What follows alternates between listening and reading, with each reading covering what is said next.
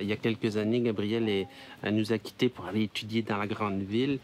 Puis on se disait, on a manqué notre coup, on n'a pas pu les intéresser à tout cet environnement-là. Puis quand elle nous a dit qu'elle revenait, c'était extraordinaire, tu sais. Je me voyais absolument pas faire autre chose. C'était juste tellement clair pour moi que j'avais pas comme d'autres projets en tête, là.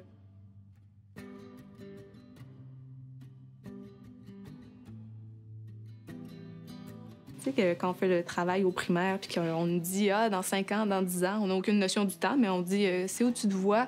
Ben moi, quand j'avais 11 ans, je disais je vais avoir une auberge dans 5 ans. Là. Je veux que ce soit jeune, je veux que ce soit authentique, mais je veux quand même que ça ait quelque chose de moderne, quelque chose d'épuré, quelque chose qui fait pas trop chalet en bois rond.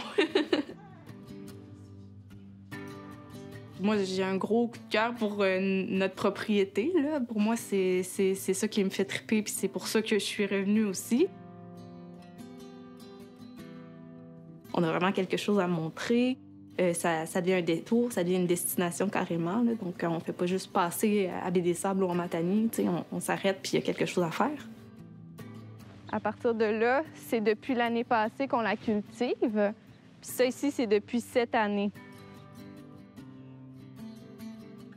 Bien, c'est vrai qu'il y a une belle relève en agriculture à Baie-des-Sables. Comme il y a un attachement pour la ferme familiale, bien, c'est sûr que de fil en aiguille, tu te dis, bon, bien, je suis pas obligée de reproduire exactement ce que mes parents faisaient. Je peux aussi dire, bien, moi, j'apporte ma touche, puis je viens diversifier les activités, rajeunir l'image de l'entreprise, l'amener à un autre niveau qui est plus actuel. Donc, oui, il y a vraiment quelque chose, c'est effectivement le bon mot, c'est en effervescence à Baie-des-Sables.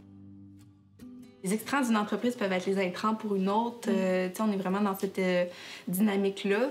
C'est sûr que c'est bien plus le fun de travailler en collaboration que tout le monde avoir les mêmes défis puis de pas être capable de mettre en commun nos ressources pour régler ça. Là. Et juste les abeilles, moi, ça me permet de polliniser comme il faut le sarrasin et puis toutes les fleurs. Là.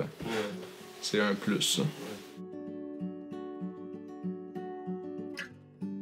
On a toutes sortes de choses qu'on veut mettre en valeur, toutes des petites choses qu'on veut faire qui vont faire la finalité, le projet ultime, le projet La Ruche.